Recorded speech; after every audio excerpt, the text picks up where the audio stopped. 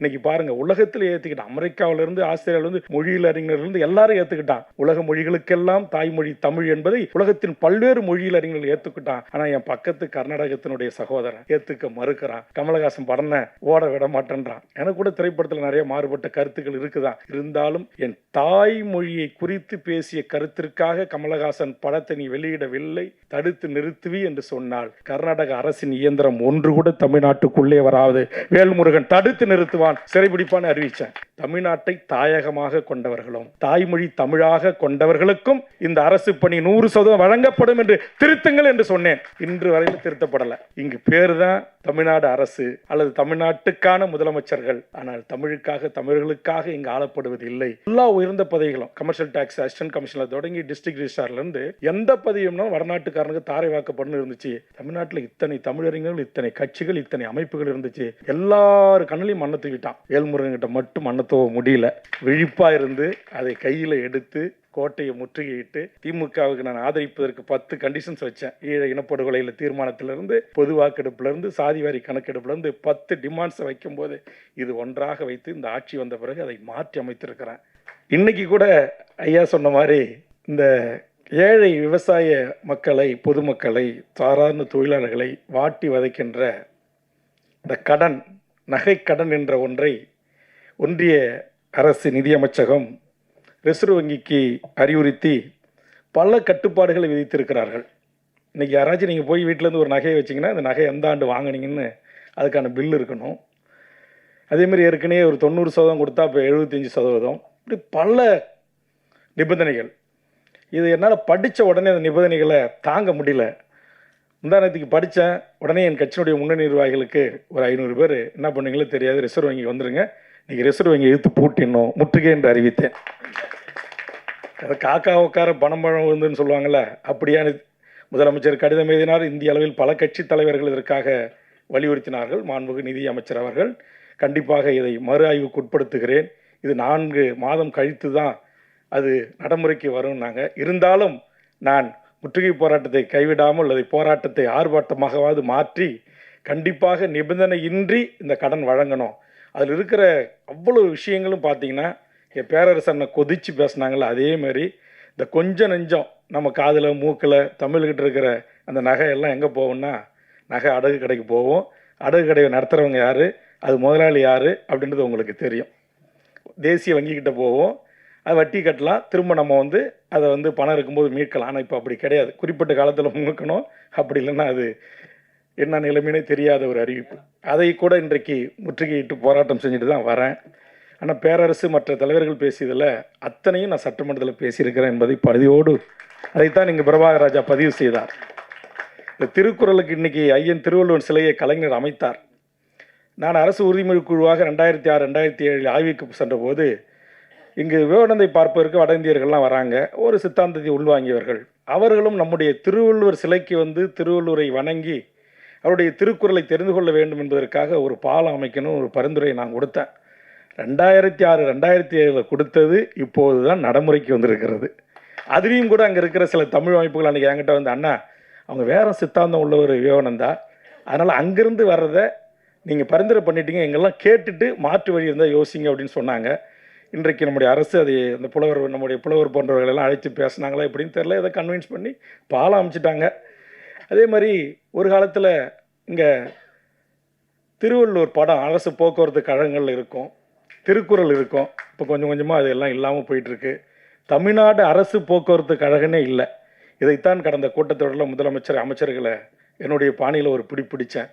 ஏன் தமிழ்நாடு அரசு போக்குவரத்து கழகம் என்பது இல்லை, ஏன் தூக்கினீர்கள் என்று கேட்டேன், பதில் இல்லை. திருவள்ளுவர் படம் இல்லை, குறள் இல்லை அப்படின்னு கேட்டேன். உடனே அமைச்சர் சொன்னார், இப்போது வாங்கியிருக்கிற புதிய பேருந்து 500 வண்டி வாங்கியிருக்கோம், அதில் நாங்கள் திருவள்ளுவர் படத்தை வச்சுருக்கோம், திருக்குறளை வச்சுருக்கோன்ட்டு உடனே ஒரு வீடியோவை எனக்கு அனுப்பினார். ஆக திருக்குறளை நான் கட்சி தொடங்கிய முதல் ஆண்டு 2012ஆம் ஆண்டு ஆட்சி முடிகிற தருவாய் 2011 காங்கிரஸ் வேட்டி கட்டி தமிழன் ப. சிதம்பரத்துக்கிட்ட போய் டெல்லியில் உட்காந்து திருக்குறளை தேசிய நூலாக அறிவிக்க வேண்டும், இது உங்களால் முடியும், உள்துறை அமைச்சர் நீங்கள், உங்கள் துறையின் கீழ் வருகிறது என்று சொன்னேன். யாரும் சொல்லாத நல்ல விடயமா இருக்குது, கண்டிப்பாக நான் செய்கிறேன் என்று சொன்னார். ஆனால் செய்யலை. அதே மாதிரி தமிழ் ஆட்சி மொழியை குறித்து பேரரசர் அண்ணங்க சொன்னாங்க. 5வதுல கூட இல்லைண்ணா, ஆரம்ப கல்வி முதல் ஆராய்ச்சி கல்வி வரை தமிழை ஒரு பாடமொழியாக கூட படிக்காமல் தமிழ்நாட்டில் இன்றைக்கு பட்டம் பெறலாம் என்கிற அவலம் இன்றும் தொடர்கிறது. இதற்கு ஒரு சட்டம் கொண்டு வந்தாங்க. அந்த சட்டத்தை எதிர்த்து உயர்நீதிமன்றம், உச்சநீதிமன்றம் போனாங்க. இன்னமும் அந்த சட்டத்திற்கு தீர்வு காணப்படாத காரணத்தினால் இன்றைக்கு தமிழ்நாட்டில் அது ஒன்றிய அரசு, மாநில அரசு எல்லா பள்ளிகளிலும் இன்றைக்கு தமிழே படிக்காமல் ஒரு பாடமொழியாக கூட எடுக்காமல் இன்றைக்கி யார் வேண்டும்னாலும் இங்கே படித்து பட்டம் வாங்கிட்டு போகலாம் என்கிற ஒரு நிலை இருக்குது. இது குறித்து தான் கடந்த கூட்டத்தொடரில் மிக கடுமையாக ஆவேசமாக பேசினேன். நீதி போதனை கதைகளை குறித்து பேசினேன். ஆசிரியர்கிட்ட இருந்த பெரம்பையும் வாங்கிட்டீங்க, கண்டிக்க முடியல. அதே மாதிரி இந்த பிடி மாஸ்டரும் ஒரு விசில் அடிச்சார், குச்சி எடுத்துகிட்டு வந்தோன்னா பயந்துக்கிட்டு ஓடி நம்ம நிற்போம். இன்றைக்கி அந்த நிலை இல்லை. இன்றைக்கி சாதி பேரால் இன்றைக்கி நாம் மாணவர்கள் கயிறு கட்டிக்கிற விஷயத்தெல்லாம் கூட ஓப்பனாக ஒரு 20 நிமிடம் கொட்டி தீர்த்துருக்கிறேன். அதுக்கு ஏதாவது தீர்வு கிடைக்கும் அப்படின்னு நானும் உங்களை போல் அவளோடு இருக்கிறேன். நான் அரசு ரீதியாக கேள்வியை முன்வைப்பேன். அது திமுகவாக இருக்கலாம், அதிமுகவாக இருக்கலாம், பிஜேபியாக இருக்கலாம், காங்கிரஸாக இருக்கலாம். அரசு மக்களால் தேர்ந்தெடுக்கப்பட்ட ஒரு அரசு மக்களின் உணர்வுகளுக்கும் உணர்ச்சிகளுக்கும் மதிப்பளித்து செயலாற்ற வேண்டும் என்பதில் நான் ரொம்ப தெளிவாக இருப்பேன். அதனால தான் நான் கூட்டணியில் இடம்பெற்றிருக்கிறேன்னான்றதை கூட எனக்கு ஒரு நேரம் கூட முதலமைச்சர் சுட்டி காட்டிய போது கூட கோபமாக நான் மறுத்து பேசினேன். இது எங்கிருந்து வருகிறது என்று சொன்னால், என் உயிரை விட மேலான என் தாய்மொழி தமிழை நான் உயிரை விட மேலாக நேசிக்கிறேன். நான் மனித குலத்தில் என் உயிரை விட மேலாக நேசிக்கின்ற ஒரு மாசற்ற தலைவன் எம் தமிழீழ தேசிய தலைவன் மேதகு வேலுப்பிள்ளை பிரபாகரன் என்கிற மகத்தான தலைவன். ஆனால் நீங்கள் சொல்கிற, நீங்கள் வேதனைப்பட்டு பேசிய இந்த கஞ்சா, பாலியல் வல்லுறவு, கற்பழிப்பு, 3 வயசு குழந்தைய பிடிக்கிறான்ல, இந்த சட்டம் ஒன்று இப்போ வந்துச்சு இல்லைன்னா, அந்த சட்டம் அடியேன் வேல்முருகன் ஆகிய நான் போராடி கொண்டு வந்தது தான் 3 பாலியல், ஏற்கனவே பாலியல் குற்றத்துக்கெல்லாம் தூக்கு தண்டனை கிடையாது, சாகர வரல ஆயுள் கிடையாது. அதற்கான கான்செப்ட், அதற்கான கருவை சட்டமன்றத்தில் விதைத்தேன். முதலமைச்சர் பெருந்தன்மையோடு அதை ஏற்றுக்கொண்டார். இப்படி மக்களுடைய உணர்வுகளை இது போன்ற பொது நிகழ்ச்சிகளில் கலந்து கொள்கின்ற போது ஏற்படுகின்ற அந்த உணர்வை உள்வாங்கி அதை சட்டமன்றத்தில் பிரதிபலித்து, அப்படிதான் இன்றைக்கு சட்டமன்றத்தில் பல அடுக்கடுக்கான பிரச்சனைகளுக்கு என்னால் முடிந்த அளவுக்கு நிறைய பேர் கேலி கிண்டல் பண்ணோம். ஒரு எம்எல்ஏ, அது எங்கள் சின்னத்தில் நின்று ஜெயிச்சுட்டு பொன்குமாரன் கூட பார்க்குறாங்க, என்ன எங்கள் கட்சியில் எங்கள் சின்னத்தில் நின்று ஜெயிச்சுட்டு நீ எங்கள் அரசாங்கத்துக்கு கூட்டத்தில் கொடுக்குற, ஆலோசனை கொடுக்குற அப்படிம்பாங்க. ஆனால் அதை மறைந்த அம்மையார் ஜெயலலிதா அவர்கள் பெருந்தன்மையோடு ஏற்றுக்கொண்டார். மறைந்த தலைவர் கலைஞர் அவர்கள் பெருந்தன்மையோடு ஏற்றுக்கொண்டார். அப்படிதான் இன்றைக்கு மாவட்டத்திற்கு ஒரு பொறியியல் கல்லூரி, மாவட்டத்துக்கு ஒரு மருத்துவக் கல்லூரி, கனிம வள கொள்ளை அரசுடைமையை ஆக்கப்பட்டது, மழைநீர் சேகரிப்பு திட்டம், இப்படி தமிழர், தமிழ்நாடு, தமிழர். இன்றைக்கி ஒரு ஆட்சியில், அதிமுக ஆட்சியில் 2011 ஒரு சட்டம் இருந்துச்சு. இங்கே அண்ணா அன்பு சிறுபட தயாரிப்பாளர் அவர் பேரை படிச்சுட்டேன் வேகமாக, போன நிகழ்ச்சியிலே கலந்துக்கிட்டேன். அவர் ஒரு செய்தியை சொன்னார். ஒரு 300-400 படம் வந்திருக்குண்ணா, ஆனால் ஒரு படம் கூட வெற்றி பெறலை, ஒரே ஒரு படத்தை தவிர எல்லாரும் நொடிந்து நூலாக போய் இருக்கிறார்கள் சிறு தயாரிப்பாளர்கள்னு சொன்னார். அது உண்மைதான். இன்றைக்கு திரைத்துறை மட்டும் இல்லை, தமிழர்கள் சொன்னார் அவர், எல்லாம் தமிழ்நாட்டுக்காரங்க தமிழர்கள். இன்றைக்கி தமிழ்நாட்டுடைய வாழ்வுரிமை, என் கட்சியினுடைய பெயரே வாழ்வுரிமை கட்சி, அது திரைத்துறையாக இருக்கலாம், எல்லா துறைகளிலும் தமிழ் சமூகத்தின் வாழ்வுரிமை கொஞ்சமாக பறி போயிட்டுருக்கு. ஒரு விஜிபியினுடைய பில்டிங் அண்ணா சாலையில் கம்பீரமாக நிகழ்ந்ததை பார்த்து நான் பெருமை அடைகிறேன். ஆனால் ஒரு விஜிபிக்கு பிறகு இருக்கிற ஸ்பென்சர் பிளாசா, எக்ஸ்பிரஸ் அவனி, ஃபோரம் மஹால், இன்னும் இருக்கிற அத்தனை வானுயர்ந்த கட்டடங்களும், ஜெயோல்காஸ், மிகப்பெரிய தங்க மாளிகைகள், முத்தூட் ஃபைனான்ஸ்கள் ஒன்று கூட தமிழனுக்கு சொந்தமானதில்லை. எங்கள் பச்சை தமிழ் விஜி சந்தோஷ் போன்றவர்களுக்கு இல்லை. இதையெல்லாம் குறித்து சட்டமன்றத்தில் பேசியிருக்கிறேன், மக்களை திரட்டி போராடி இருக்கிறேன், முற்றுகையிட்டு மிகப்பெரிய வழக்கு வம்புகளை சந்திச்சிருக்கிறேன். இந்தியாவில் இருக்கிற சுங்கச்சாவடிகளில் 72 சுங்கச்சாவடி, 3இல் 1 பகுதி சுங்கச்சாவடி தமிழ்நாட்டில், ஒரு சுங்கச்சாவடி கூட எனக்கு என்னென்ன அந்த சுங்கம் வசூல் பண்ணுறதாக கூட ஏதோ நம்மளால் இருப்பானான்னு பார்த்தேன், ஒருத்தவங்க கூட தமிழன் கிடையாது. ஆனால் இங்கே இருக்கிற பொதுமக்கள் யாராவது, ஏன்பா 2வது முறை ஸ்கேன் பண்ணி எடுத்துகிட்ட பணத்தை, ஒரு அடிப்படை வசதியில் குடிநீர் இல்லை, சாலை இல்லை, மின்வசதி இல்லை, ரெக்கவரி வண்டி இல்லை, ஒரு ஆம்புலன்ஸ் இல்லை, ஒரு கழிவறைகள் இல்லை, தேசிய நெடுஞ்சாலை பயணிக்கிற அளவுக்கு ஓய்வு இல்லங்கள் இல்லைன்னு யாராச்சும் ஒரு வழக்கறிஞரோ ஒரு தமிழனோ இல்லை நம்முடைய ஏடிஎஸ்பி மாரி எஸ்பி மாரி அதிகாரிகள் மப்டியில் போய் கேட்டாங்கன்னா, நீ எஸ்பியாக இருந்தாலும் யாராக இருந்தாலும் அடி தான் ஃபஸ்ட்டு. ஆனால் சுங்கச்சாவடி முதலாளிகள் பூரா வடநாட்டுக்காரன், சுங்கச்சாவடி முதலாளிகளுக்கு அடியாள் பூரா நம்மாள் கொடுமை. ஆனால் நான் தேடி தேடி பார்க்குறேன், இன்றைக்கி அண்ணா ஐயா விஜி சந்தோஷ், நம்முடைய விஐடி வேந்தர், இப்படி ஒரு சில செல்வந்தர்கள், இந்த தமிழர் நிலத்தில் பிறந்த தமிழர்கள் தங்கள் சம்பாதிக்கின்ற அந்த தொகையில் ஒரு பகுதியை அல்லது ஒரு பெரும் பகுதியை இந்த மொழிக்கும் இந்த இனத்திற்கும் எதிர்கால நம்முடைய தமிழ் சமூகத்திற்கும் செலவு செய்கின்ற அந்த எண்ணத்தை நான் வரவேற்கிறேன். உண்மையிலே நேரம் இருந்தால் நிறைய விடயங்களை பகிர்ந்து கொள்ளணும். ஏன்னா இப்போ நான் இங்கே ஏதாவது ஒன்று பேசுகிறேன், செய்தியை சொல்கிறேன்னா அது பேரரசு போன்ற அண்ணன் படைப்பாளிகள், ராஜன் போன்ற தயாரிப்பாளர்கள், நம்முடைய அன்புச்செழியன் போன்ற சிறு தயாரிப்பாளர்கள், தங்களுடைய நம்முடைய வரலட்சுமி அவருடைய கணவர், இவங்கெல்லாம் ஒரு சின்ன இப்போதான் ஒரு சின்ன சின்ன படம் தயாரிக்கிறான்னு வச்சுங்க. இதெல்லாம் நம்ம பேசுகின்ற போது ஏதோ ஒரு இடத்துல ஒரு காட்சிப்படுத்தி இந்த செய்தியை இந்த அரசாங்கத்திற்கு வலிமையானது, நாங்கள் 1000 சட்டமன்றத்தில் பேசினாலும் வாதாடினாலும் இந்த திரைப்படத்தின் மூலமாக மக்கள் மனங்களில் கொண்டு போய் சேர்க்கும். இன்றைக்கி இருக்கிற இவ்வளோ மீடியாக்கள் கண்டிப்பாக பேரரசு அண்ணனுடைய அந்த உரை நாளைக்கு பேசு பொருளாக கட்டி வெட்டி ஒட்டி எப்படியோ நல்லதோ கெட்டதோ கொண்டு போய் மக்கள்கிட்ட சேருங்க, அதை பற்றி கவலை இல்லை. ஏன்னா இதெல்லாம் போய் சேர வேண்டிய உரை ஆதங்கம். இன்றைக்கி சிபிஎஸ் ஸ்கூலுன்றான், இன்டர்நேஷ்னல் ஸ்கூலுன்றான், மெட்ரிகுலேஷன் ஸ்கூலுன்றான், எல்லாம் பணம் சம்பாதிக்கிறது ஒன்றே குறியாக இருக்குது. ஆனால் தமிழுடைய பண்பாடு, கலை, கலாச்சாரம், நாகரிகம், தொன்மை, வரலாறு, இலக்கியம், இலக்கணம், இலக்கிய வளம் எதுவுமே இன்றைக்கு நம்மக்கிட்ட இல்லை. நம்ம கையை விட்டு கொஞ்சம் கொஞ்சமாக போயிட்டுருக்கு. ஆனால் இதையெல்லாம் கருத்தில் கொண்டு தம்பி நம்முடைய வடிவேல் சிவா அவர் வந்த உடனே நான் அறையில் கூப்பிட்டு கேட்டேன், இந்த அரங்கத்துக்கு எவ்வளோ அப்படின்னேன். இங்கே ஜெயா பணம் கொடுக்குறது எனக்கு தெரியாது, ஆர்ஆர் பிரியாணி அண்ணன் 1 லட்சம் கொடுப்பார், பணத்தோடு வருவார், எனக்கு தெரியாது. ஆமாம், அதனால் எனக்கு நான் வந்த உடனே கேட்டேன். அவர் பார்த்த உடனே நான் கண்டுபிடிச்சிட்டேன். அவர் போராடி ஒரு வறுமையில் இருந்து இந்த மொழியும் இந்த இனத்தையும் இந்த மக்களையும் குறிப்பாக திருக்குறளையும் காதலித்தனுடைய விளைவுதான் ஒரு பெரும் முயற்சியை அவர் மேற்கொண்டிருக்கிறார். அப்போ நான் என்ன நினச்சி வந்தேன்னா, சரி வந்தோடனே கேட்டேன், இது எவ்வளோ வாடகைண்ணா? 35,000னாரு. இந்த மேடை இந்த ஒலிபெருக்கி ஒரு 15,000 ரூபா, இன்றைய செலவு 50,000 ரூபானாரு. சரி அதை நம்ம கொடுத்துருவோம் அப்படின்னு முடிவு பண்ணேன். ஆனால் இங்கே எனக்கு போட்டியாக ஜெயசூர்யா தோற, அவர் வேறு ஜெயசூர்யா தோன்னு தான் சொல்லணுன்ட்டார். அவங்க 5 பெண்கள் சேர்ந்து 5 லட்ச ரூபா கொடுத்துட்டாங்க. எங்கள் அண்ணன் தமிழ்ச்செல்வன், என் தமிழ தேசிய தலைவனை ஒரு கற்பழிப்பு இல்லாமல், போதை இல்லாமல், அங்கே ஒரு பாலியல் சீண்டல் இல்லாமல் தனி வங்கிகளை உருவாக்கி, தனி இராணுவத்தை உருவாக்கி, தனி கப்பல் படையை உருவாக்கி, தனி விமானப்படையை உருவாக்கி, உலகத்தில் எந்த நாட்டின் விடுதலை போராட்டத்திலையும் தன் நாட்டின் சுதந்திரத்திற்காக, அந்த மண்ணின் விடுதலைக்காக தன் உடல் முழுவதும் வெடிகுண்டுகளை கட்டிக்கொண்டு எதிரினுடைய டோரா இராணுவ கப்பல்களை கட்டிப்பிடித்து முத்தமிட்டு கடலிலே காவியம் ஆகிய எங்கள் அங்கேயர் கன்னிகளை உருவாக்கிய என் தமிழீழ தேசிய தலைவன் பிரபாகரன் அன்புக்கும் நெஞ்சத்திற்கும் உரியவர் தமிழ்ச்செல்வன். அந்த ஊர்லேயும் போய் அவர் அதை அங்கீகரிச்சிருக்கிறாரு. அவர் 1 லட்ச ரூபா கொடுத்துட்டாரு. அவர் இன்னும் கூட நிறையாவே கொடுப்பாரு. அதனால் இப்போ நான் என்னென்னா 50,000 ரூபா கொடுத்துட்டு இன்றைய செலவு ஏற்றுக்கிட்டு போகலான்னு வந்தேன். ஆனால் அவருடைய உழைப்பு, அவருடைய வறுமை, தாய் தந்தை உறவுகளை இழந்து இது ஒரு பெரும் முயற்சியில் ஈடுபட்டிருக்கிறார். அந்த முயற்சிக்கினுடைய வாழ்த்துக்களையும் பாராட்டுக்களையும் சொல்லி இப்போதைக்கு நான் ஒரு 1 லட்ச ரூபாயை அறிவிக்கிறேன் என்பதை தெரிவித்து, கண்டிப்பாக எதிர்வரும் காலத்தில் உங்களுக்கான எல்லா உதவிகளையும் இவர் தம்பி சிவா இந்த பணியை தொடங்குவதற்கு முன்பு ஒரு பாடல் ஆசிரியர், திரைத்துறை சார்ந்தவர் தான் அவரும்.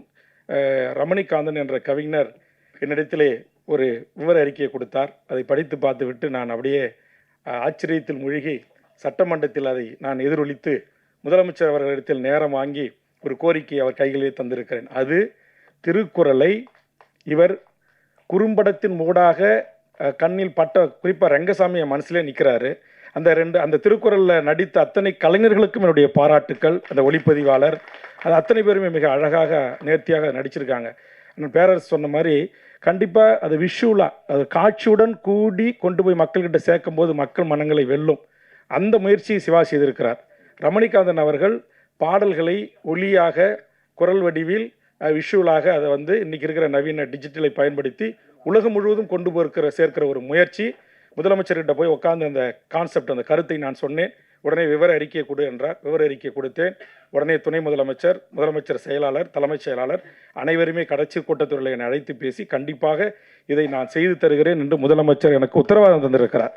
அது விஷுவலாக வரக்கூடியது. இது மாதிரி குறும்படத்துடன் கூடிய படம் இது கிட்டத்தட்ட ஒரு திரைப்படம் மாதிரியே இதை அமைச்சிருக்கிறார். இப்போ இதுக்கு எவ்வளோ செலவாகுனாரு? இது நூற்றுக்கணக்கில் ஆகும்னா 1330 குரலுக்குனாரு. அதை அரசு செய்யுமா அப்படின்றது எனக்கு கேள்விக்குறி. இருந்தாலும் செய்தால் அது உண்மையிலேயே நீங்கள் சொன்ன நீதி போதனை கதைகள், இந்த பிடி மாஸ்டருடைய கண்டிஷனு, அவருடைய அந்த ஒழுக்கம், அதையெல்லாம் எனக்கு கூட 2-3 காட்சியை பார்க்கும்போது என்ன அறியாமல் கண்கள் நீர் வந்தது. அந்த அளவுக்கு அந்த அந்த அந்த கருத்தை மக்கள்கிட்ட, மாணவர்கள்கிட்ட எல்லார்கிட்டையும் கொண்டு போய் சேர்க்கிற ஒரு அற்புதமான ஒரு படைப்பாக அதை அவர் உருவாக்கி இருக்கிறார். அதனால் நூற்றுக்கணக்கான கோடிகளாக இருந்தாலும் பயனுள்ளதை பயனுள்ளவர்கள் பயன்படைய வேண்டும் என்கிற நோக்கத்தில் இது போன்ற இளைய தலைமுறையினர் இதை முயற்சித்திருக்கிறார். இது போன்ற அரசுகள், ஒன்றிய மாநில அரசுகள் உதவி செய்ய வேண்டும். அப்படி செய்து இதை 1330 குரலுக்கும் இது போன்ற குறும்பட காட்சியுடன் கூடிய இது வெளிவர வேண்டும். அதற்கு நம்மால் ஆன்ற உதவிகளையும், நம்மாலான அரசால், நம்மால் உருவாக்கப்பட்ட அரசால் உரிய அழுத்தங்களையும் வேண்டுகோளையும் முன்வைத்து அதையும் சாதிப்பதற்கான ஒரு நடவடிக்கைகளை நாம் மேற்கொள்ள வேண்டும் என்று கேட்டு, இவ்வளோ நேரம் இப்போ நாங்களாம் வந்துட்டோம், எங்களுக்கு பேர் போட்டாங்க, சால்வு போட்டாங்க, மரியாதை பண்ணிட்டாங்க, பெரிய பெரிய படத்தெல்லாம் போட்டு பேரை போட்டாங்க, உட்காந்துருக்குறோம். ஆனால் திருக்குறளையும் தமிழையும் நேசிப்பதற்காகவே இருக்கிற ஒரு கூட்டம் இந்த அரங்கில் இவ்வளோ நேரம் அமர்ந்திருக்கிறது என்பது உங்களுக்கு தான் என்னுடைய அன்பான வணக்கம். ஏன்னா இப்போ இந்த மொழி, தமிழ் மொழி, திருக்குறள், இலக்கியம், இலக்கணம், காவல்துறை கூடுதல் கண்காணிப்பாளர் பேசினாங்க, ஏற்கனவே சிவகுமார் சார் அவரும் பேசினாங்க. அதே மாதிரி இன்றைக்கி திருநாவுக்கரசு ஐயா ஒருத்தருக்கார், திருக்குறளுக்காகவே நேசிக்கும் முதலமைச்சருடைய காவல் பாதுகாப்பு பிரிவுகளுக்காக டிஇஜி ரேங்க். அதே மாதிரி பாலகிருஷ்ணன் ஐபிஎஸ், அவர் டெய்லி ஒரு நம்முடைய சங்க இலக்கியங்களை குறித்து எனக்கு கூட டெய்லி அனுப்பிச்சிக்கிட்டே இருக்கார், தினமும் அனுப்புகிறேன். நான் ஒன்று டெய்லின்றேன். நான் கூட கூடிய தமிழில் தான் பேசணும்னு நினைப்பேன். ஆனால் தமிழை நேசிக்கிறேன், தமிழுக்காகவே போராட்டங்கள், வழக்கு, வம்பு தும்புங்கள் எல்லாத்தையும் வாங்குகிறேன், தமிழுடைய வாழ்வுரிமைக்காகவே போராடுறேன். தமிழ்நாட்டில் உங்களுக்கு எல்லாம் தெரியணும், தமிழ்நாட்டில் ஒரு சட்டம் தமிழர்களை கொண்டு வரப்பட்டது 2014. அந்த சட்டம் என்ன தெரியுங்களா? தமிழ்நாட்டுடைய தேர்வாணை குழுமன்னு ஒன்று இருக்குது. அதில் தமிழ்நாட்டை சாராத இந்திய நாட்டை சேர்ந்த எவர் வேண்டுமானாலும் தமிழில் நீங்கள் எழுதணும், படிக்கணும், பேசணும் என்ற அவசியமே இல்லை. அத்தனை பதவிகளும் உங்கள் கைகளுக்கு தாரை வார்க்கிறோம் என்று ஒரு சட்டம் இருந்தது. அந்த சட்டத்தை மாற்றுவதற்காக பல போராட்டங்களை, லட்சக்கணக்கான மக்களை திரட்டி போராடி கடைசியாக திமுக ஆட்சிக்கு வந்த பிறகு முதல்வர் ஸ்டாலின் அவரிடம் சண்டையிட்டு சட்டமன்றத்தில் பெரிய ரணகலம் செய்துதான் இன்றைக்கு அந்த சட்டத்தை மாற்றி அமைத்திருக்கிறேன். தமிழ்நாட்டில் வேலை கிடைக்கணும்னா அது டிஎன்பிசியில் அது என்ன பெரிய கொடுமை தெரியுங்களா? டிஎன்பிசியில் குரூப் 1லேருந்து குரூப் 4 வரையிலும் கோட்டாட்சியார் 25 வயசில் chief secretary, director DSP 25 to 35 வயசில் ஏடிஜிபி இல்லை டிஜிபி வர்றதுக்கு வாய்ப்பு இருக்குது. இன்னும் ஈஸ்வரம்பத்திலாம் ஏடிஜிபி ரிட்டையர் ஆகிட்டாங்க. அதேமாதிரி எல்லா உயர்ந்த பதவிகளும், கமர்ஷியல் டேக்ஸ் அசிஸ்டன்ட் கமிஷனர் தொடங்கி டிஸ்ட்ரிக்ட் ரிஜிஸ்ட்ரார்லேருந்து எந்த பதவியும்னா வடநாட்டுக்காரனுக்கு தாரை வாக்கப்படணும் இருந்துச்சு. தமிழ்நாட்டில் இத்தனை தமிழறிஞர்கள், இத்தனை கட்சிகள், இத்தனை அமைப்புகள் இருந்துச்சு. எல்லாரும் கண்ணிலையும் மண்ணை தூக்கிட்டான். வேல்முருகன்கிட்ட மட்டும் மண்ணை தூவ முடியல. விழிப்பாக இருந்து அதை கையில் எடுத்து கோட்டையை முற்றுகையிட்டு திமுகவுக்கு நான் ஆதரிப்பதற்கு 10 கண்டிஷன்ஸ் வச்சேன். ஈழ இனப்படுகொலையில் தீர்மானத்திலிருந்து, பொது வாக்கெடுப்புலேருந்து, சாதிவாரி கணக்கெடுப்புலேருந்து 10 டிமாண்ட்ஸை வைக்கும்போது இது ஒன்றாக வைத்து இந்த ஆட்சி வந்த பிறகு அதை மாற்றி அமைத்திருக்கிறேன்.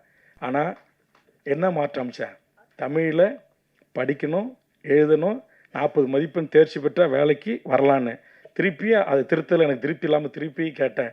இங்கே எங்களை விட விஜய் டிவி நீயா நானால பார்த்தேன். இங்கே பிழைக்க வந்த, நான் அவரை குறை சொல்ல மாட்டேன், மார்வாடிகளோ, சேட்டுகளோ, குஜராத்திகளோ, பீகார்களோ மிகச்சிறப்பாக தமிழ் பேசுகிறார்கள், மிகச்சிறப்பாக எங்களை விட இலக்கியங்களை குறித்து பேசுகிறார்கள். ஆக அவர்கள் தேர்ச்சி பெற்றால் நாளை அவர்களுக்கு இந்த பதவி வழங்கப்படுமா என்று ஒரு கேள்வியை வச்சு, தமிழ்நாட்டை தாயகமாக கொண்டவர்களும் தாய்மொழி தமிழாக கொண்டவர்களுக்கும் இந்த அரசு பணி 100% வழங்கப்படும் என்று திருத்துங்கள் என்று சொன்னேன். இன்று வரையில் திருத்தப்படலை. ஆக அண்ணன் பேரரசு அவர்களே, இங்கு பேர் தான் தமிழ்நாடு அரசு அல்லது தமிழ்நாட்டுக்கான முதலமைச்சர்கள். ஆனால் தமிழுக்காக, தமிழர்களுக்காக இங்கு ஆளப்படுவது இல்லை. அரசு பியூரோக்ரசி என்று சொல்லுகின்றவர்கள் அவரவர்களுக்கு ஏற்ற சித்தாந்தம், அவரவர்களுக்கு ஏற்ற கருத்தியல் அல்லது அவரவர்கள் சாதி சந்தங்க சிலைகள்லாம் பற்றி நீங்கள் சொன்னீங்க. தேவநாய பாவனர் எல்லாம் மறந்துட்டாங்க. இங்கே உட்காந்துருக்கிற புலவர் கலிய பெருமா தான், நம்ம புலவர் ரத்தினவேல் தான். நேற்று தினம் கூட நம்முடைய பாவனருடைய மகளை கூட்டி என் வீட்டுக்கு வந்தாங்க. அவருடைய மகன் இறந்துட்டார். அவர் மகன் என்னுடைய அலுவலகத்துக்கு என் வீட்டுக்கு வந்து எங்கள் ஐயாவுக்கு இங்கே ஒரு மணிமண்டபம் அமைங்கன்னு சொன்னாங்க. பேசினேன், மணிமண்டபம் அமைக்க உத்தரவு வாங்கினேன். உடனே சாதி சங்க தலைவர்லாம் கயிறு கட்டின்னு கிளம்பிட்டான். ஏன் ஜாதி தலைவர் அவர் எனக்கு அங்கே வையின்ட்டான். தேவநாய பாவனா இருக்குது. இப்படி எண்ணற்ற விஷயங்களை சொல்ல முடியும் என்னால் உள்ளுக்குள்ளே போட்டு குமுறிக்கிட்டு இருக்கிறேன். மொழிப்போர் தியாகிகளிலிருந்து இந்த மண்ணுக்கும் மக்களுக்கும் உழைத்தவர்கள், சிறை சென்றவர்கள், கப்பல் ஓட்டிய வாவிசில் தொடங்கி எத்தனை என் தமிழ் சமூகத்தின் ஆளுமைகளுக்கு தெருவுக்கு பெயர் கூட இல்லை. ஒரு ஸ்ட்ரீட் என்று சொல்லக்கூடிய தெருவுக்கு பெயர் இல்லை. ஆனால் அங்கே யாராருக்கோ வெண்கல சிலை இருக்குது, முழு உருவ சிலைகள் இருக்குது, அரசு மாளிகைகளுக்கு, கோடான கோடி மாளிகைகளுக்கு இன்றைக்கு அவர்கள் பெயர்கள்லாம் இருக்குது. ஆனால் அவர்களுக்கு, என் தமிழுக்கும் என் மொழிக்கும் என் இனத்திற்கும் என்ன செய்தார்கள்?